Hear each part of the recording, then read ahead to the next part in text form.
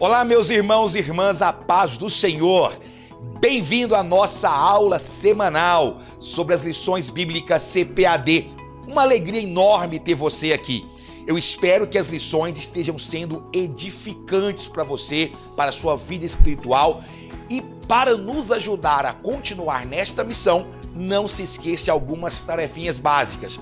Primeiro, verifique se você é um inscrito aqui em nosso canal, o canal ADMP TV.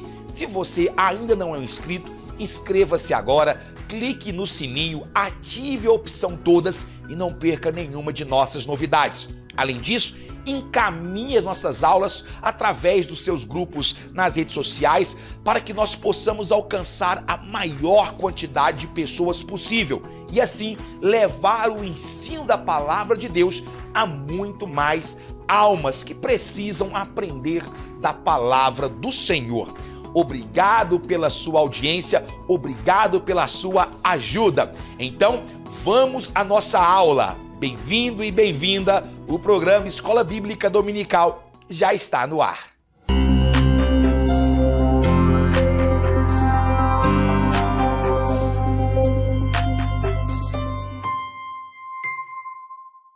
Meus irmãos e minhas irmãs, nós estamos aqui na aula de número 6, que será ministrada no dia 7 de agosto de 2022. O tema de nossa aula, a sutileza das ideologias contrárias à família.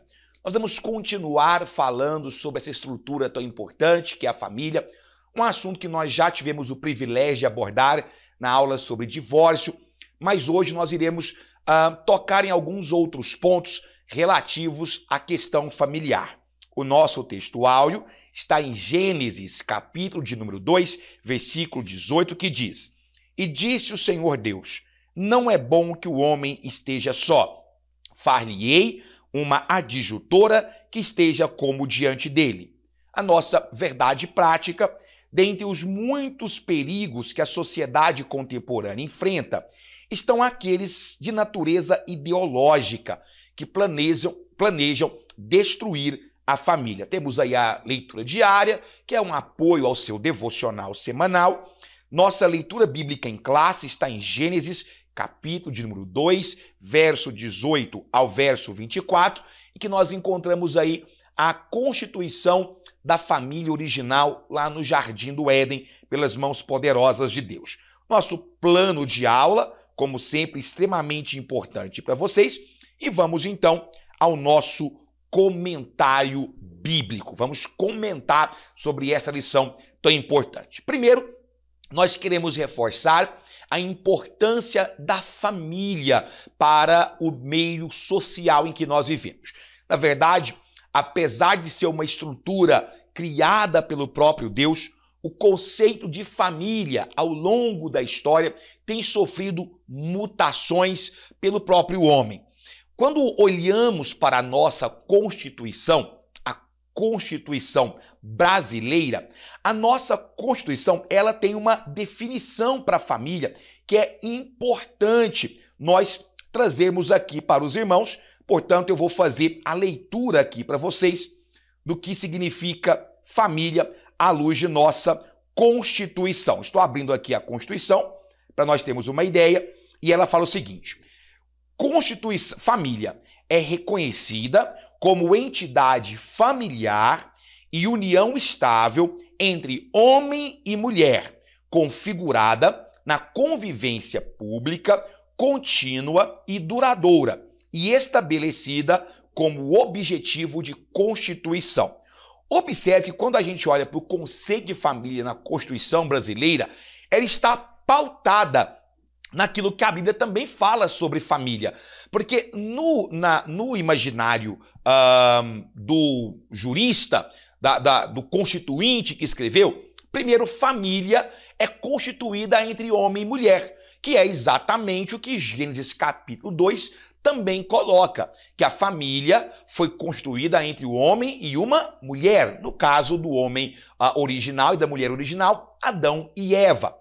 E aí você consegue ver também que a tradição judaico-cristã influencia em nossa Constituição quando diz o seguinte, que ela é contínua e duradoura, ou seja, não é simplesmente você pôr um homem e uma mulher junto e conviver um dia, não, é uma relação de convivência contínua, ou seja, existe um período temporal, existe um processo de tempo, é um homem e uma mulher que convive por um tempo expressivo, tá?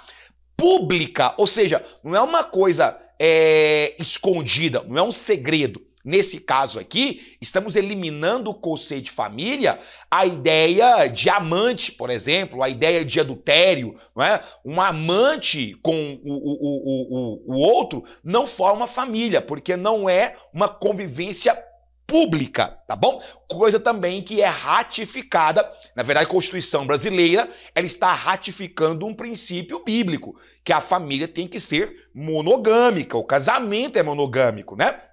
E duradoura, ou seja, é uma convivência, é uma relação entre um homem e uma mulher feita para durar, estabelecido. É claro que a Constituição, por ser um texto jurídico, não está impondo aqui a questão até a morte, como a Bíblia impõe, porque a Bíblia ela vai além, ela diz que o casamento não é apenas duradouro, porque o duradouro quer dizer uma coisa que dura muito tempo. Não, a Bíblia diz que é indissolúvel, ou seja, tem que ir até a morte de um dos parceiros do casamento, tá? E estabelecida com a ideia de constituição. Ou seja, você percebe claramente que o conceito de família na Constituição brasileira, ela está intrinsecamente baseada no conceito bíblico de família. A questão é que nos últimos anos, eu não vou nem dizer na última década, mas nos últimos séculos, mas mais especificamente no último século, esse conceito tem sido atacado pelo secularismo. As pessoas, elas começam a tentar deturpar a ideia de família. Para quê? Para promover uma inclusão? Para melhorar o conceito de família? Claro que não, mas para justificar os seus comportamentos, justificar suas condutas, justificar o seu estilo de vida. A verdade é essa. E é por isso que o conceito de família tem sido tão atacado assim na Bíblia Sagrada. É por isso que esse conceito tem sido tão atacado no meio secular, não pela Bíblia Sagrada, mas no meio secular, tá? E aí, a nossa lição, ela vai trazer para nós algumas ideias que precisam ser estabelecidas. O tópico 1, nós não vamos nos alongar nele, porque já tivemos o prazer de falar sobre família na lição sobre divórcio. Mas nós precisamos ratificar, reforçar alguns conceitos. O primeiro conceito é claro que a família é uma instituição divina. Ou seja, ela é algo criado por Deus. Apesar de ter a sua expressão jurídica, apesar de ter sua expressão social, a família ela é uma instituição estabelecida por Deus através do casamento. A gênese de uma família está ali no casamento, quando um homem se ajunta com a mulher, formam uma só carne, deixa o seu pai, deixa a sua mãe e cria-se um núcleo de convivência. Esse núcleo de convivência é o que nós chamamos de família. E isso é um projeto de Deus. E é interessante observar que Deus falou o tempo todo sobre a questão que a família não pode ser quebrada. É um laço que tem que ser estabelecido. Esse laço, que inicialmente é constituído por homem e mulher, depois recebe reforços através dos filhos, através da sua prole, das crianças, daqueles que vêm após ele. Então, é bom deixar claro, então, que a gênese da família é o homem e a mulher que se casa, mas depois esse núcleo familiar, ele começa a se expandir, ele começa a aumentar através dos filhos, dos netos, dos sobrinhos e assim por diante, formando um núcleo cada vez maior. Muito bem, então é importante deixar bem claro isso. E como é uma instituição divina, a família, ela foi feita para durar. Nós não vamos falar de divórcio novamente aqui, mas é bom deixar bem claro que para a família existem alguns princípios norteadores. Primeiro, que ela seja duradoura, que ela não se quebre, tá bom? Esses princípios precisam ser colocados. Uma coisa importante que nós devemos deixar bem claro é que nós também temos a família como a célula máter da sociedade. O que significa ser célula máter da sociedade? Significa, claro, que é a origem de tudo, é o primeiro organismo social que nós temos. Veja, quando eu falo que a família é a célula máter da sociedade, uma sociedade, ela, para ter uma boa existência, uma existência saudável, ela precisa ter algumas estruturas. Primeiro, uma sociedade precisa ter hierarquia. Uma sociedade precisa ter uma linguagem de comunicação. Vou até escrever isso aqui para os irmãos, para se lembrar. Se nós falamos em sociedade, se nós estamos falando em sociedade, uma sociedade, ela precisa ter uma hierarquia, tá? Ela precisa ter uma hierarquia. Vamos colocar isso aqui para os irmãos, ó. Ela precisa estar estabelecida em hierarquia. O que mais? A sociedade, ela precisa estar se comunicando, ou seja, precisa ter uma linguagem comum. Ela precisa ter uma linguagem comum. Ela precisa passar um senso de segurança. Ela precisa estabelecer um senso de segurança e também um senso de coletividade. Coletividade, tá? Uma sociedade, ela precisa ter essa estrutura.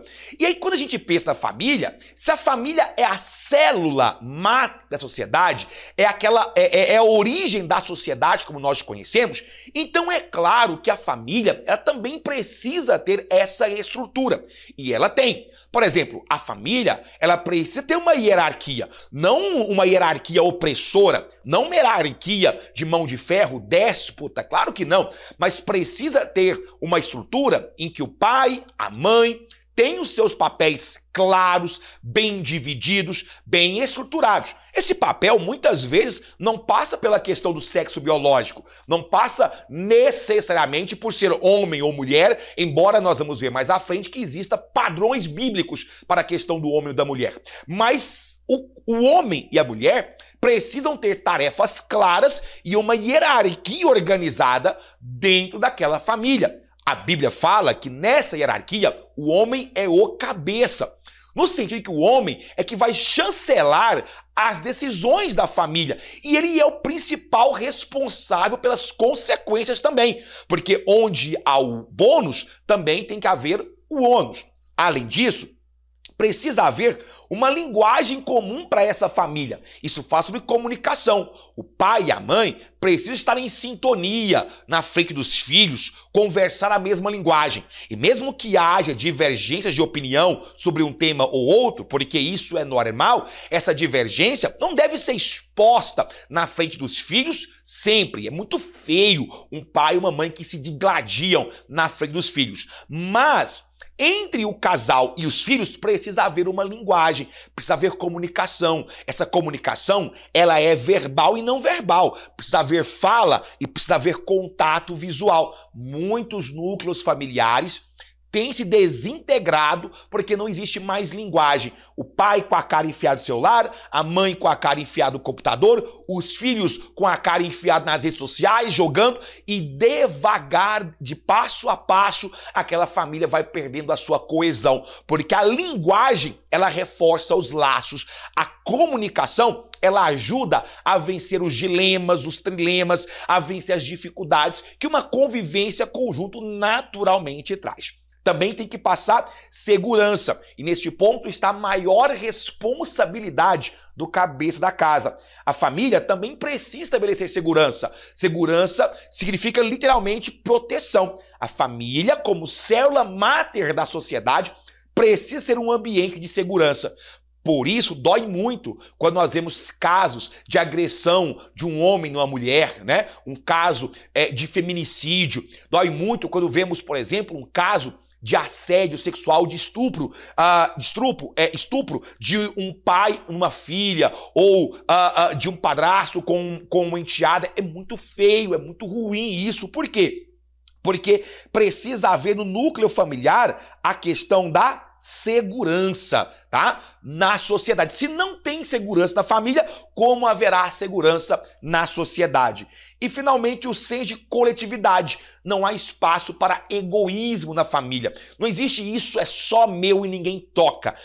Na família, precisa haver a ideia de que tudo que está ali, exceto questões higiênicas, é compartilhado. O ambiente é o mesmo, a vivência é a mesma, tá? Então, essa coletividade se relaciona à questão de posses. Não existe a casa é minha, a casa é nossa. Não existe a comida é minha, a comida é nossa. A despensa é minha, a despensa é nossa. Tudo que está aqui foi conseguido porque nós, como família, construímos juntos. Então, precisa haver, assim como na sociedade em geral precisa ter esse senso de coletividade na família. Portanto, meus irmãos, se a família adoece, a sociedade está adoecendo também. Nós vivemos em uma sociedade que vai de mal a pior porque o excessivo relaxamento do conceito familiar também tem feito isso acontecer. Ou seja, família doente, sociedade doente. Família estruturada, uma sociedade organizada e próspera. Bom, mas quais são os fundamentos que a fé cristã prega sobre a família? Quais são os fundamentos que nós cremos como cristãos que a família tenha? Primeiro, nós cremos que o casamento ele é monogâmico e heterossexual, ou seja, só é constituído família quando há um homem e uma mulher e eles são fiéis a si. Ou seja, nós não cremos como cristãos em poliamor. Nós não cremos em trissal. Nós não cremos em casamento entre 3 indivíduos, 4 indivíduos. Nós não cremos que o núcleo familiar possa ser estruturado à luz da Bíblia Sagrada, possa ser estruturado como sendo entre 2 homens ou entre 2 mulheres. Não. Por mais que haja uma ideia jurídica por trás disso, que chancela, não é, a questão do casamento homoafetivo, que chancela a união familiar homoafetiva, nós, como crentes, dizemos, biblicamente falando, não é família. Pode ser juridicamente falando, família, mas não é biblicamente falando. E o que nos pauta não é a Constituição. O que nos pauta não são os livros de direito. O que nos pauta não é a jurisprudência humana. O que nos pauta é a Bíblia Sagrada. E na Bíblia Sagrada, o casamento, ele é monogâmico e ele é heterossexual. Se você pegar, conforme a nossa revista mesmo sugere, 1 Timóteo, Paulo escreveu a Timóteo, 1 Timóteo, capítulo 3, versículo de número 2, você vai ver uma expressão de Paulo para o obreiro, mas que é extensível para a família em geral. É necessário que o bispo seja irrepreensível, marido de uma só mulher, moderado, sensato, respeitável, hospitaleiro e apto para ensinar. Ou seja, a monogamia, ela é ensinada na Bíblia. Mas no passado, no Antigo Testamento, havia homens que da Bíblia, como Davi, como Salomão, que foram polígamos. E eu te pergunto, qual foi a bênção que veio daí? Conte para mim. Não havia uma lei estruturada ainda, mas quando a lei surge, você pode ver que o casamento monogâmico sempre foi o padrão de Deus. E quem quebrou essa lei, como Davi quebrou, como Salomão quebrou, você vai ver que nunca trouxe bênção. A poligamia na Bíblia Sagrada nunca foi chancelada por Deus e nunca trouxe bons frutos para quem a praticou. Portanto, meus irmãos e irmãs, Deus endureceu posteriormente, porque eu sempre falo que as pessoas creem que o Novo Testamento veio para relaxar a Bíblia, mas é o contrário. Deus endureceu essa questão, deixando bem claro que é marido de uma só mulher. Gênesis capítulo 1, verso 27, atesta para a questão da família ser heterossexual. Macho e fêmea os criou. Para o conceito bíblico, para nós cristãos, gênero e sexo biológico se funde. Eu sei que para o mundo aí fora não é a mesma coisa, mas nós cristãos, baseado naquilo que a Bíblia fala, que é o nosso livro de fé, o nosso regramento de conduta, nós dizemos: gênero e sexo biológico na Bíblia é a mesma coisa. Sociologicamente falando, antropologicamente falando, o homem pode dar a definição que quiser, pode mudar o conceito de família que quiser, mas nós sabemos o que está na Bíblia Sagrada. E finalmente o casamento é indissolúvel e confessional. Nós já falamos sobre isso no divórcio. Se você não assistiu, eu recomendo que você volte aqui nossa playlist e assista a aula 3, em que falamos sobre a questão da imoralidade, aula 4, né? Em que nós falamos sobre o divórcio, e veja a importância de você entender o princípio. O casamento é feito para ser duradouro, a vida toda, a vida toda. Existem exceções? Existem exceções, mas a exceção não faz a regra. Amém? Muito bem, e quais são os ataques? Quais são os ataques de Satanás para a família nos dias atuais? Como o mundo tem se articulado para destruir a família, perverter as configurações atuais?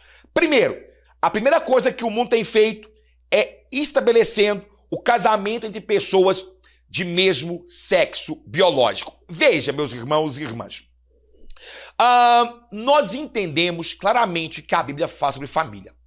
Porém, no Brasil, nós temos uma ideia diferente em relação ao ordenamento jurídico.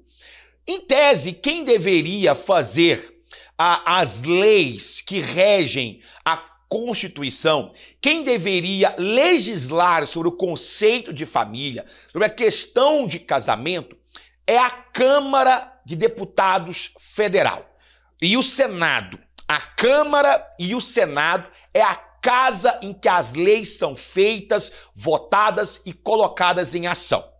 O Supremo Tribunal Federal tem como atribuição básica fiscalizar essas leis, garantindo que elas estejam obedecendo o ordenamento jurídico maior, que é a Constituição Federal. Essa é claramente o papel básico e aquilo que chamamos de harmonia dos poderes no Brasil. Porém, nós vivemos uma época sui generis na história. E pela primeira vez, nós temos o STF assumindo um papel que não é dele, um papel que não lhe cabe, e legislando na vacância, na lacuna daquilo que os deputados fizeram. Eu devo dizer que há aí também uma enorme omissão dos deputados federais e dos senadores do Brasil, que assistiram de forma complacente o STF em 2011 assumir as rédeas de legislador e estabelecer que o conceito de núcleo familiar também aborda a união homoafetiva. Então, em 2011, nós tivemos essa aberração jurídica, que foi o STF assumindo o papel que deveria ser da Câmara Federal e do Senado, e dizendo: não, a partir de agora, no Brasil, isso vai acontecer. União familiar pode ser considerada também homem, mulher e mulher, falando de forma binária. O que acontece? A partir disso, surge N jurisprudências, porque quando o STF dá sua opinião sobre algum assunto, aquela opinião do STF se torna base para outras decisões. E em cima disso, em cima da ideia de que o núcleo familiar envolve também pessoas homoafetivas, o Conselho Nacional de Justiça reformulou a ideia de casamento.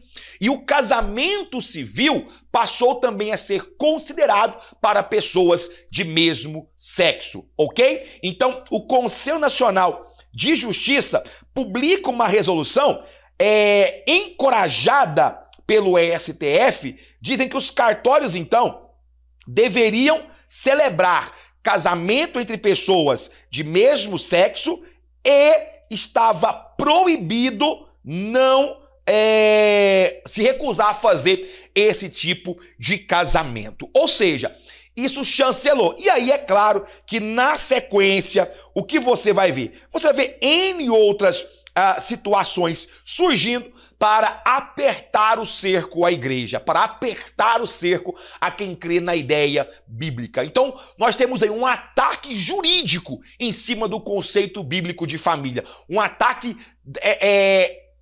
de forma assim orquestrada da Casa Máxima de Leis juntamente com os outros órgãos.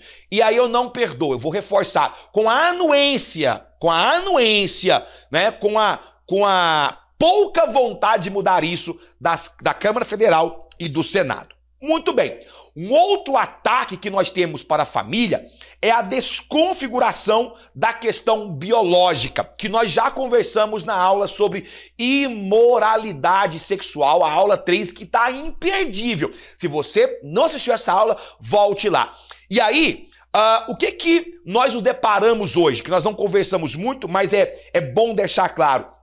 Nós nos deparamos aqui com a questão da não binariedade, a sexualidade não binária. Para isso, o que as pessoas seculares, aqueles que têm uma pauta de vida diferente da Bíblia, o que eles vão dizer para nós? Primeiro, vamos dizer o seguinte, olha, o gênero biológico é uma questão de corporalidade, é como você nasceu. Se você nasceu com órgão sexual masculino ou com órgão sexual feminino. Isso é uma questão de gênero biológico.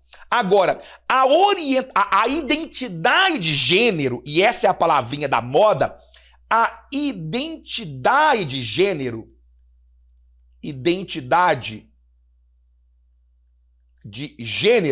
é como aquela pessoa se enxerga dentro da sociedade, como ela se relaciona com o seu corpo, com os seus sentimentos, com as suas emoções e como ela se vê ali dentro. Se ela se vê como homem, se ela se vê como mulher, ou então como se é possível ela se identificar com os dois gêneros ou com nenhum.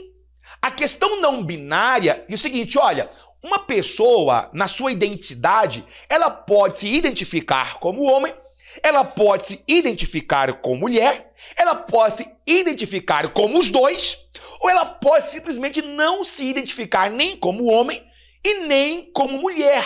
Ou seja, é a questão não binária, genderqueer e assim por diante. Então o não binário, eles não se identificam nem com a questão de serem homens, nem com a questão de serem mulheres. Agora, é interessante porque eles dizem assim, mas olha, eu como uma pessoa não binária, eu como uma pessoa que não me identifico nem com homem, nem com mulher, eu posso ter a minha expressão de gênero. E o que é expressão de gênero? Olha, apesar de eu não me identificar como homem, eu não me considero homem e também não me considero mulher, as minhas atitudes, as minhas falas, a forma como eu ajo, a minha expressão para a sociedade pode ser mais masculina, pode ser mais feminina, mas isso não significa que eu sou um homem, que eu me vejo como homem. Eu posso me expressar de forma mais feminina, mas não significa que eu me vejo como uma mulher. Ou seja, literalmente, o que nós estamos dizendo aqui é o que é pregado, é que você não precisa se preocupar, o sexo biológico não te forma.